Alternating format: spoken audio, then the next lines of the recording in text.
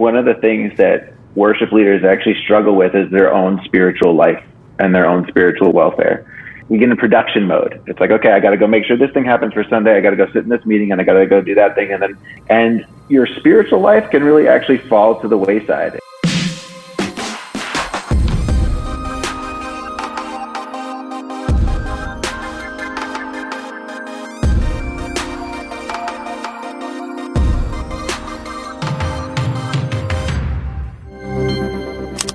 What's up, everybody?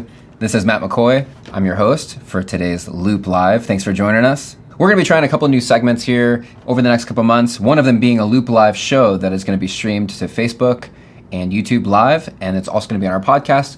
We're going to be doing a bunch of interviews with artists, with different worship companies, with worship leaders, with community members from Loop community, and we're going to be talking all things worship leading. We're going to be talking about technology in worship, and basically anything else that we kind of start talking about. It's going to be a great time. So thank you guys for joining us for Loop Live. Today we have a great show. I've got my friend on here, Jason Houtsma. And it might be Houtsma. I'm going to ask him that when he comes on here. But Jason is the founder of worshipartistry.com, which they do tutorial videos for worship songs. And they teach your band how to play the parts, the acoustic guitar part, the bass part, the drum part.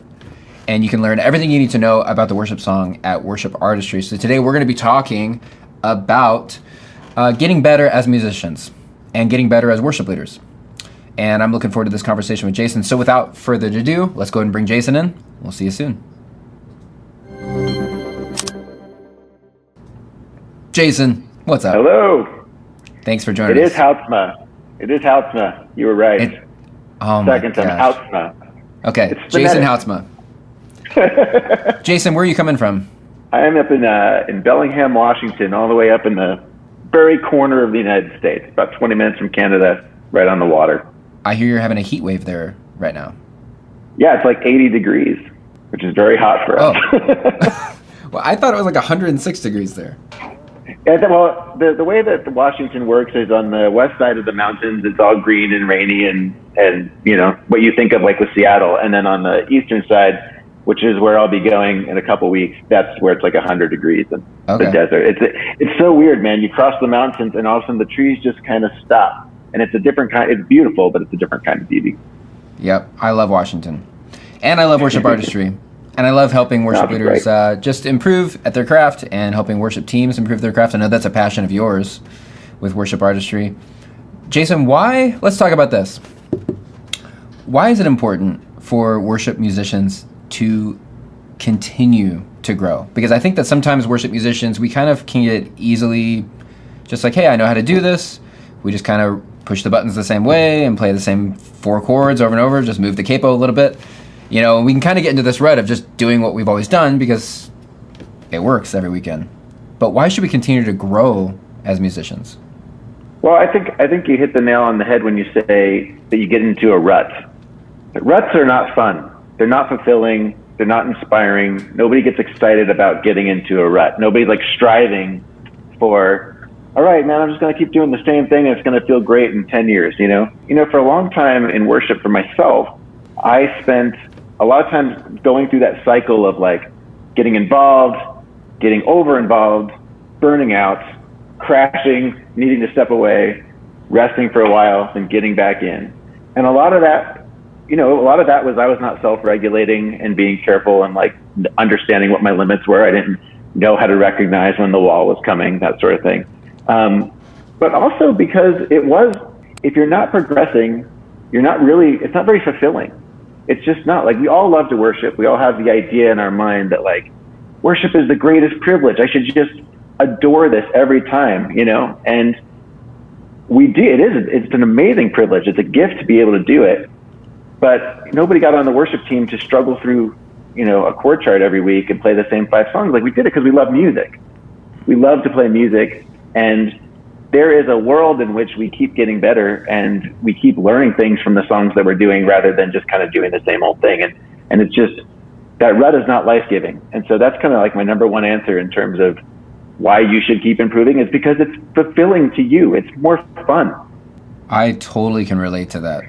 I mean, I've been leading worship for 20 years, and, you know, you kind of know how to play. I know how to play all the chords and play all the songs, and I sometimes actually just get bored. Like I'll sit down with my guitar at home and I start playing, and I just play the same songs, or using the same chord shapes, and it actually can get kind of boring and stale, and you're just like, gosh, I need something new. And that's why I start looking for a new song, or maybe like a new way to play a chord, or just something fresh, because I do think that it makes it more fulfilling, and it will increase the likelihood that you're going to continue to do it, right? If it doesn't get like... For sure.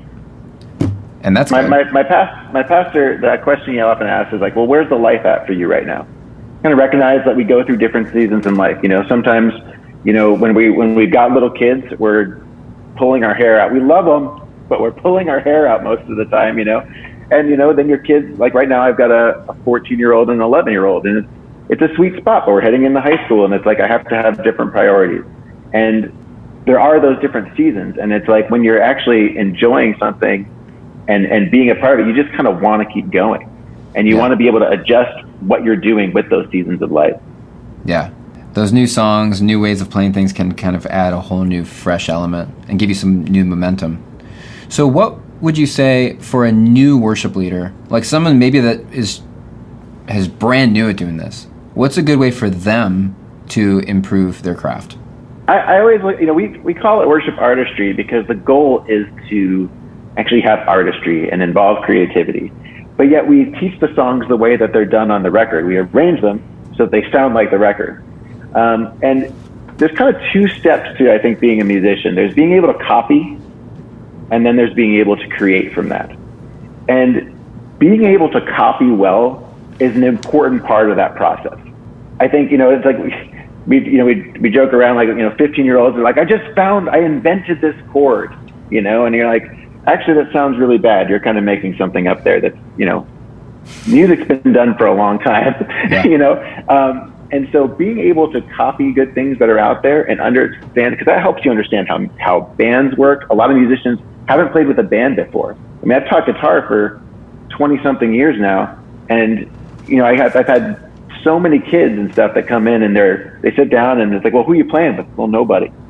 They just don't have that experience. So being able to copy what somebody is doing in a band, which is kind of what our main focus is initially, that gets you comfortable. That gets you kind of fluent in the language of what's happening.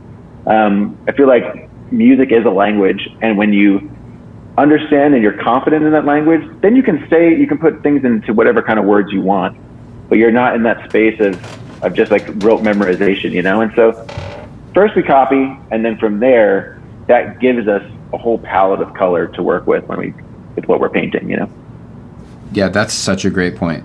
Because there's so many YouTube videos out there too that you could like even also search and watch like about how to run tracks or how to use a certain guitar pedal, or you can watch all the videos on worship artistry. And I think when I was growing as a worship leader, I remember when I was like a middle schooler, right? I would follow around the main worship leader of our church and just like copy everything he did. Like I remember like putting the cable on the same way he did, and wearing the strap the same way he did, and putting the inner monitors the same way you did, like just copy. And it kind of at least gets you up to speed so that you know what you're doing, and you can like actually, but then you can kind of improve and grow on that. And there are unlimited amount of resources out there that you could use to help you copy in a way. If you're just getting started, you can learn like, how does that guy like play that chord, or how does this person like use this guitar pedal to get that delay sound or whatever.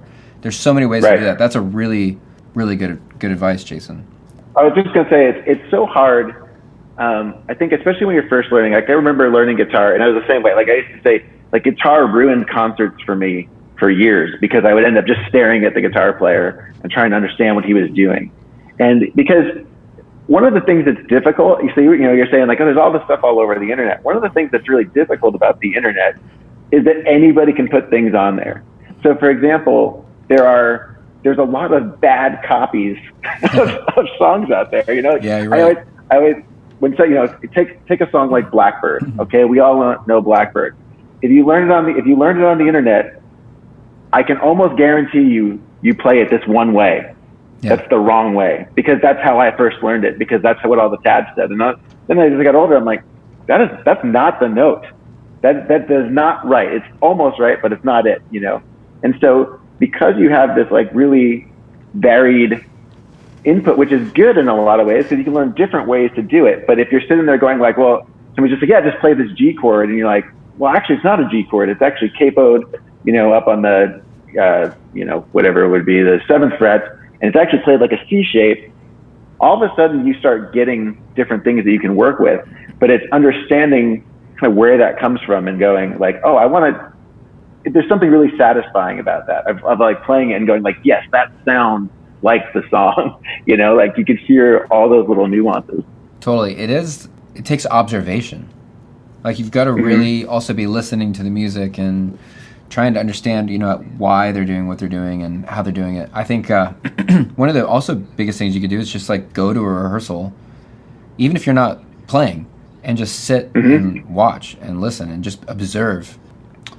But I think also like getting as much experience as you can, like out there, try to play in worship as much as possible is another way I think that you try and play anywhere.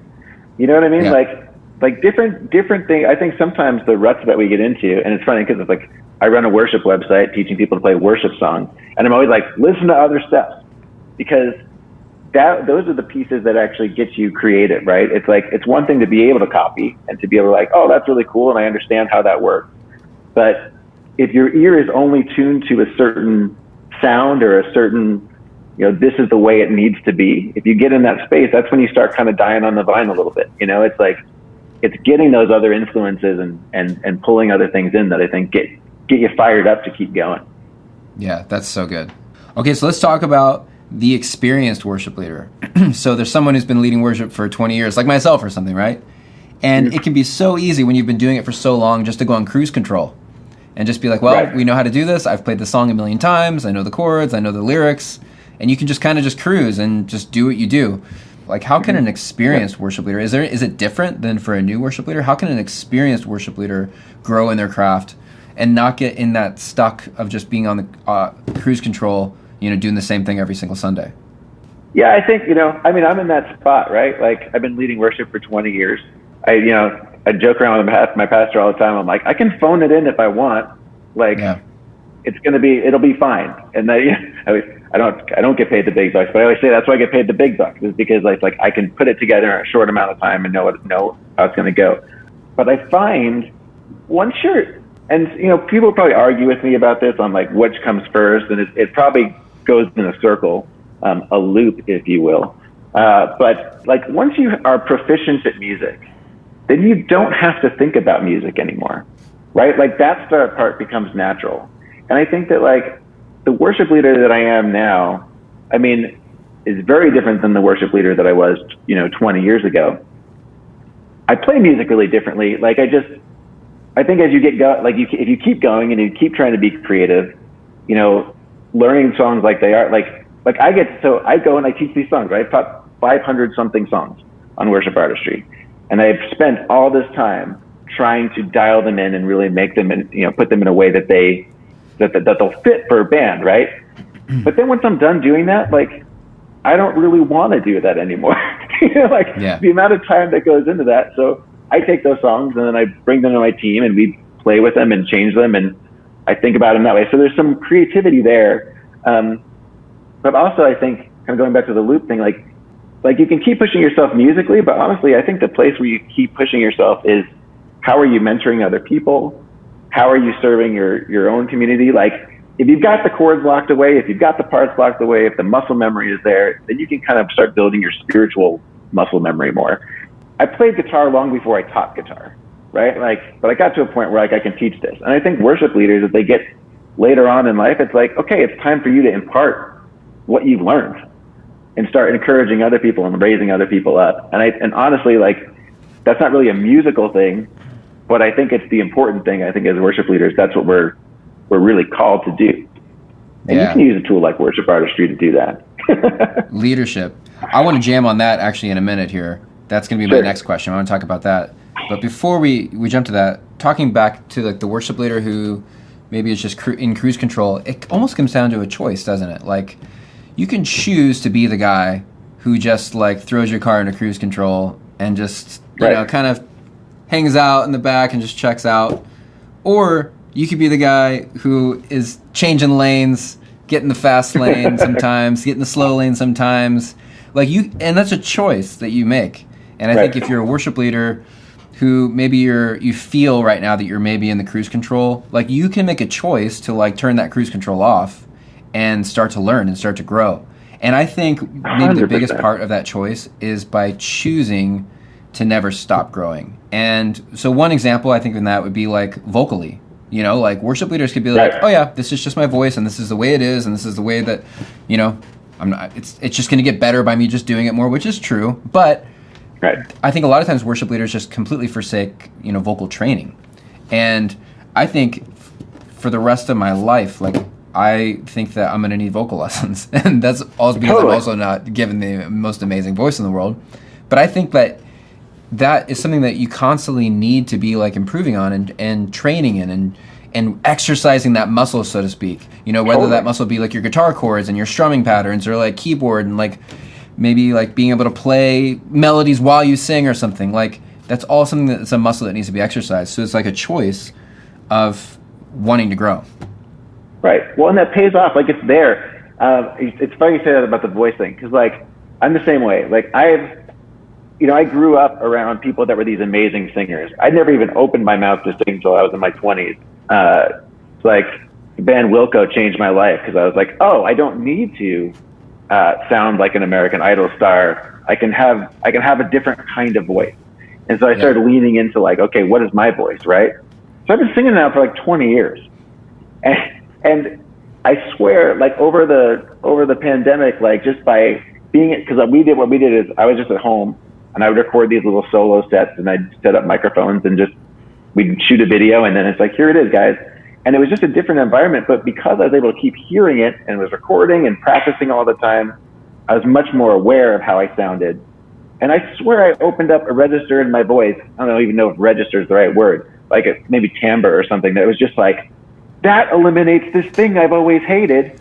And it literally just gave me like a whole step in my vocal range just by continuing to tweak and go like, I don't like that. I want to fix that. I want to do that, you know, like, hey, you know, I wish that happened 20 years ago, but it wasn't going to happen. But it's like, I could have just been like, yeah, this is how it is, man. You know? It just takes being curious and being willing to try new things. Like two tips that have helped me is I will, when I play a song, I will change the capo position than what I usually do it in, or I won't use a capo, and that forces me to then play like a totally different, you know, play it in a different key basically, or play the chords differently. So like change the capo. If you use a capo 2 on that song, capo 4, and then you have to play something totally different. But that can kind of change it up for you and get you trying to do new things. I also try to change, like, if I change the key, like literally, like if I usually play a song in B, just start playing it in C, and that also will stretch like my vocals. It'll stretch my guitar playing. So those are just some quick tips. So what areas would you say, other than music, are important for worship leaders to grow in? And you hinted on it a little bit with leadership, but I'd be curious if there's other areas that you think that's important for worship leaders to grow in. You know, one thing, it's so weird to even say it, but I think one of the things that worship leaders actually struggle with is their own spiritual life and their own spiritual welfare. You know, we get in production mode. It's like, okay, I got to go make sure this thing happens for Sunday. I got to go sit in this meeting and I got to go do that thing. And if you're a part-time worship leader, you also have a job and everything else you have to do, family and all that kind of stuff. And, you know, your spiritual life can really actually fall to the wayside. And I had a real kind of awakening about 3 years ago. And it's a long story, but what it came down to though was that I hadn't been nurturing my spiritual life. I was Martha. I was just working for God. And I was thinking about God, but I wasn't taking time to speak to God and listen to God. And so I changed up my rhythm and my routine and just started like, this is how I start the day. And I would just spend time just listening, praying, reading, realizing that that's a really important part. Like I had so much more to give, so much more inspiration, more insight, more vision, just by waiting on the Lord and letting Him to direct me, rather than just being like, we're good, right? Like we'll just keep going and you'll let me know if I'm off the path, like, so I think spiritual life and spiritual growth is super important.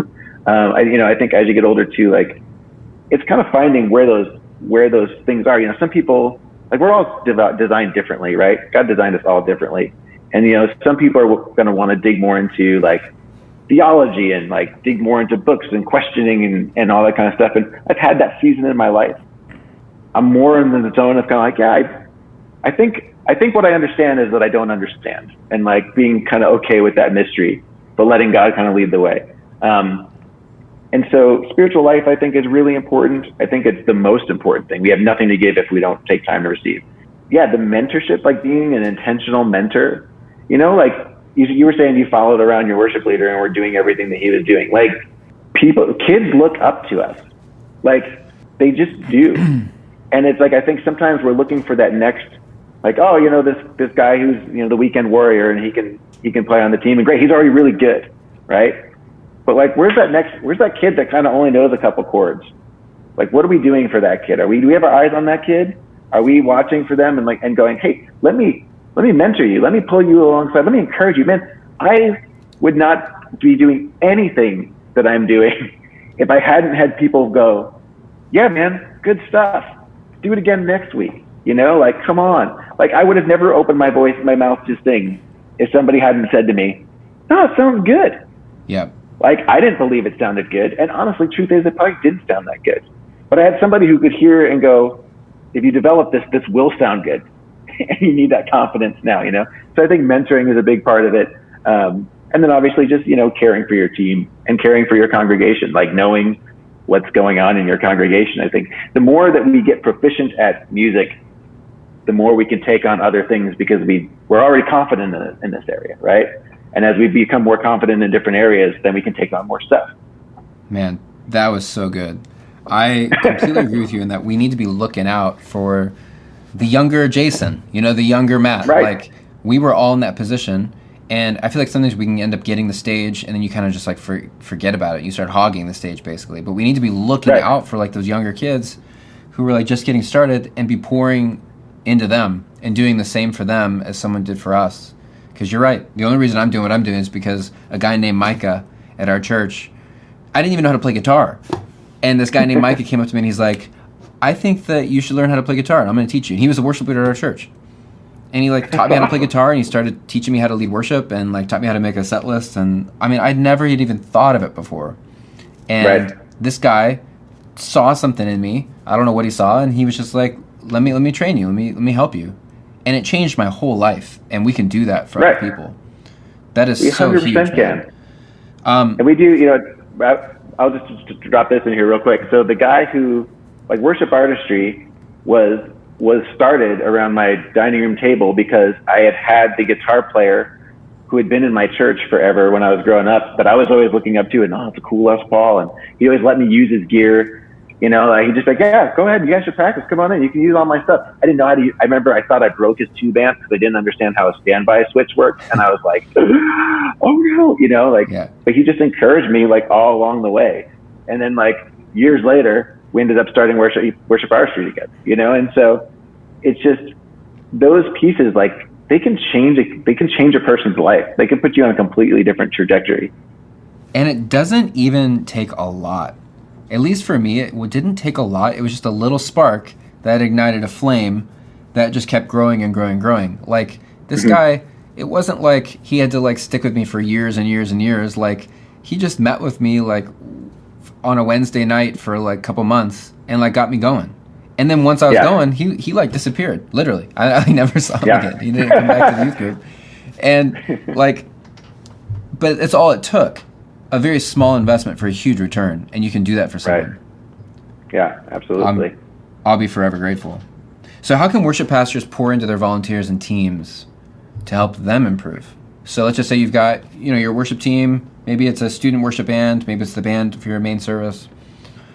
How can a worship leader, as the leader, help your team get better? I think it's a couple things. I think, part of this is why we started worship artistry. Like, that's really was the goal. I spent a lot of times as a worship pastor having to tell people like, yeah, you're just not there yet, and having nowhere to help them. Like I look at worship artistry as a way to almost kind of like, we're good guys, but like you can kind of make us the bad guy. Hey, you know what? Let's just work on this one song. I know you guys all want to just play whatever, but on this one song, we're going to learn the heart of worship, and we're all just going to play it like this.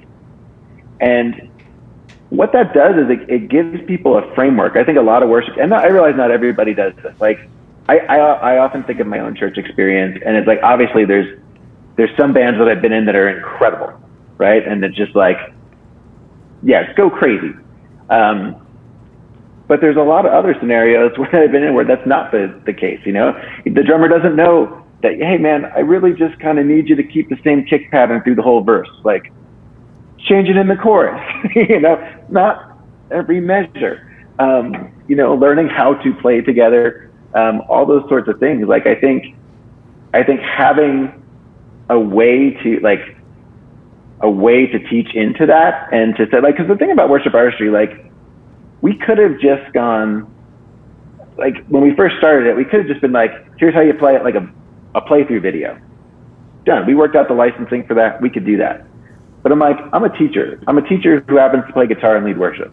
And it's like, and I know that you have this question because I've taught like hundreds of students. I've sat one-on-one with them, and I'm like, I know where the struggle is going to be here.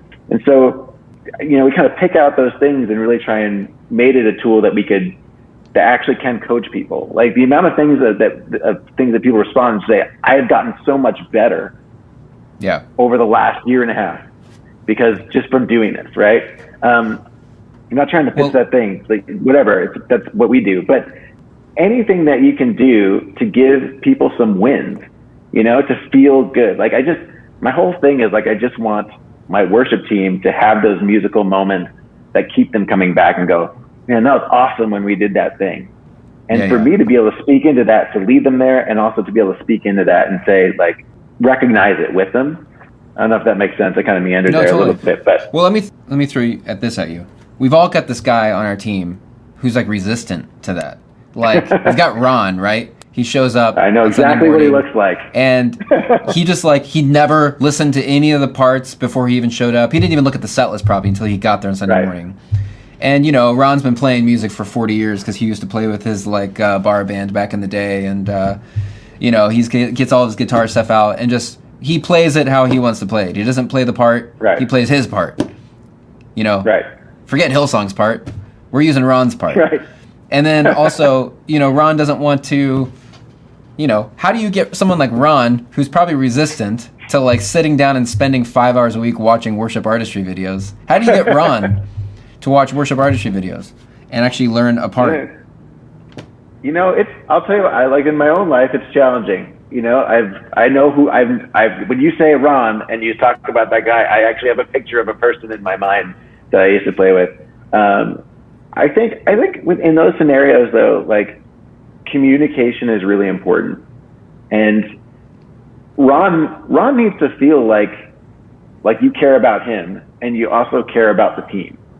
And Ron needs to understand that when the whole team works on something and he just decides to do his own thing, that actually hurts the team. That kind of like it minimizes their effort, right? Because they all tried to do this thing. They're all trying to create something together. And Ron, I appreciate that you're really good at this and you just want to solo in the key of E for the whole time, but that's not what the team needs, And so I think but I think if that's like a comment over here about during practice, or it's whatever, like that's a hey Ron, let's go out and spend some time together. Like let's go out to lunch. I'd love to talk to you about like the vision for this team and like your role with, like, you're a leader, Ron. People are looking at you. You've got all this experience.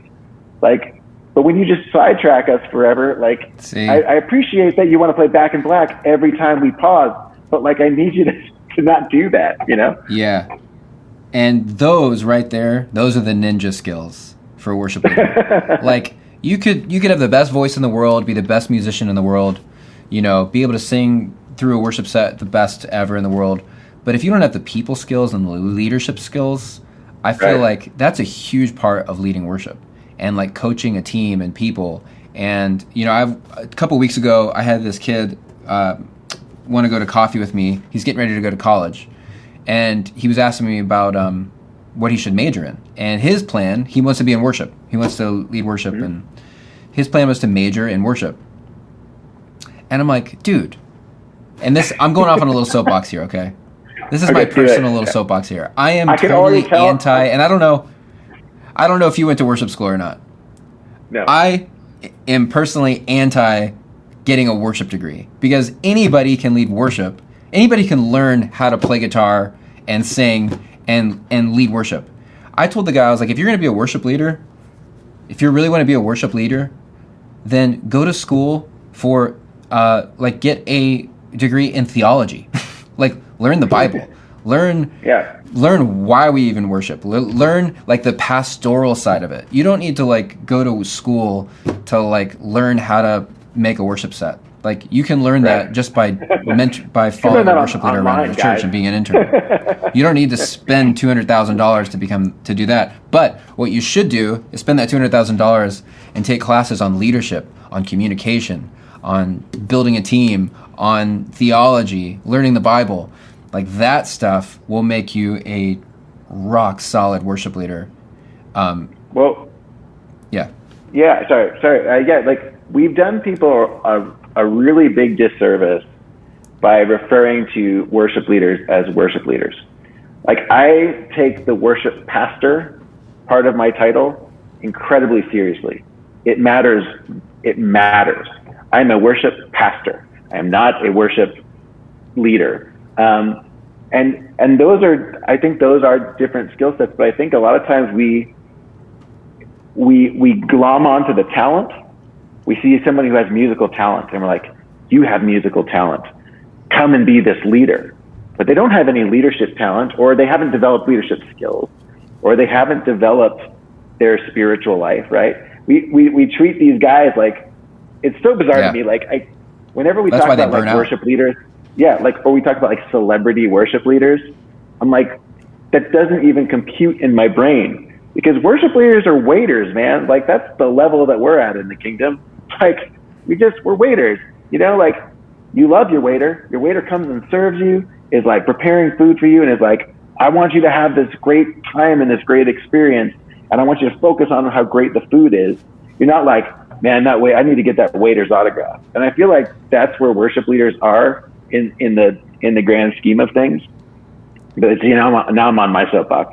But if we idolize that, if we treat people like celebrities all the time, and then we're so shocked that like, oh, so-and-so fell, or so-and-so had an affair, or so-and-so's church fell on fire, so-and-so, because we didn't cultivate the important stuff, the ninja skills, as you would say. I'm going to steal that. I'm going to use that all the time now.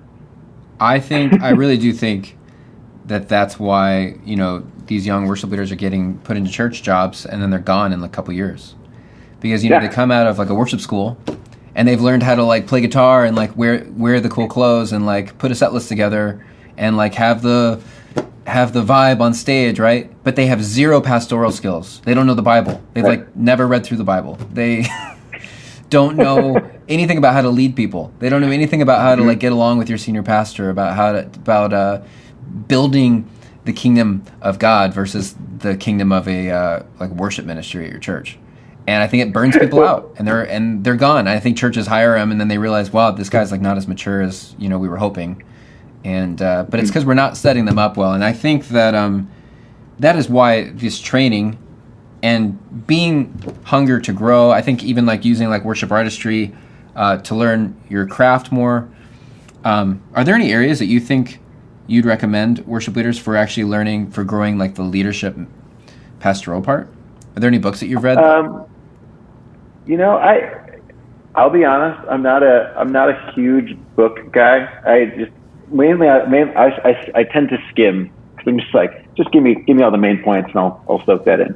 But there are like some really good programs. Like Aaron Keyes does a thing called Mere Worship, which is like a group of worship leaders that are doing online kind of mentorship sort of things. I think being engaged with your pastor is really important. You'll learn a lot. Like I can tell when songwriters write with a pastor because they just have this extra meaty thing that's going on in their music, in their lyrics, having that kind of input, I think is really, really important. And, like, honestly, the humility just goes so long. It just goes so far. Like, if you can just be willing to be wrong and be willing to be a learner, and just because that's one of the things that I think growing up as a musician, like, everybody's so insecure. I say everybody, like, not old guys like us.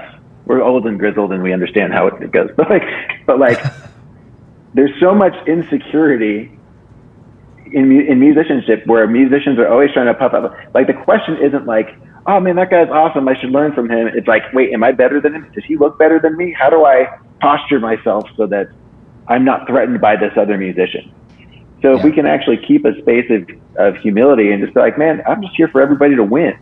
Like, you'll learn a ton just in life. Like, it'll be so much better. One book that I would recommend for people who are watching that want to grow in this area is a book by Bob Coughlin called Worship Matters. It's a really, really great book. I read it probably 10 years ago. And it's good. It gets to the heart of being a worship pastor. Not just a leader, but a pastor. We've got a question from Fernando. Oh, boy. Fernando asks, so at what point do you move on from Ron? How much attention do you put on Ron? Like, how long do you keep Ron around if he's resistant to growing?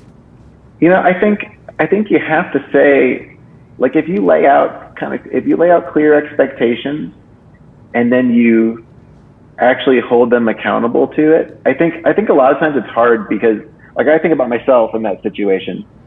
The attitude is like, kid, I've been here long before you got here, and I'll be here long after you leave. Like, who are you to tell me what to do, right? And it's intimidating because a lot of times that guy is an older guy, right? Like, and we have to be. I want to say this too. We have to be careful not to get, like, jaded and disrespectful. We have to recognize that, like, the guy's seen life for a while, or the gal. Like I'm still about respecting my elders. I think that's important. However, if we have a team environment and we're trying to create a culture that says this is what we're doing, then my pastor always uses this phrase. He's like, listen, you can go to any church you want. Like, it's like a bus. But don't get mad that this bus is going to Vancouver and be like, no, I wanted to go to Seattle. Like, get on the bus that is the right thing for you. And so it's like, if you can say, hey, Ron, this worship team is this bus and we're going in this direction. It's okay for you to get off the bus. I want to give you the freedom to do it. I would love for you to stay and be on the bus. But the bus is going here. And if you're not willing to go there, like, maybe it's time to step back, and we can, I think, giving a choice, but just being really clear about your intention. I just think a lot of people really struggle with just saying what they want to say. So being able to sit down and say, this is where we're going. You don't seem to want to go there. Yeah. So it's time to get off the bus. I was going to just say that I think if you're in a place where you're starting to question whether Ron, are we going to move away from Ron? I would say that more likely than not, it is a relationship issue or a leadership issue more than it's a Ron issue. More likely than not. If you haven't done the work to really build the relationship with Ron, because then Ron, he needs to be able to trust you. He needs to know your heart, that what you're wanting to do. You have to, as a leader, and that's where the leadership part comes in, to vision cast and be like, this is where we're seeing our worship ministry grow. This is how we want worship to be at our church. This is how teamwork works. Like, I think that all comes in relationship, spending time with Ron. And then also leadership in, like, casting that vision and getting him on board with the why, and not just like that it's a dictator, like, hey, Ron, this is what we're doing now. Right. If you don't do these things, you're out. 100%. And I think if he's still resistant, even after you've done all those things, as far as just like building the relationship and casting the vision of the why, then I think that it could be a Ron issue. But I would first point the blame at myself, I think, as the leader, and be like, okay, there must be something wrong here as far as a leadership issue or a relationship issue. I haven't done something right here with Ron. Well, I'll just add to that. Like, I also agree with that fully. I was assuming you've already kind of had that point. But you'll find out. Like, if you have that relationship with Ron, I love this guy, Ron. There's some guy like named Ron, like watching this. That's just like oh, okay.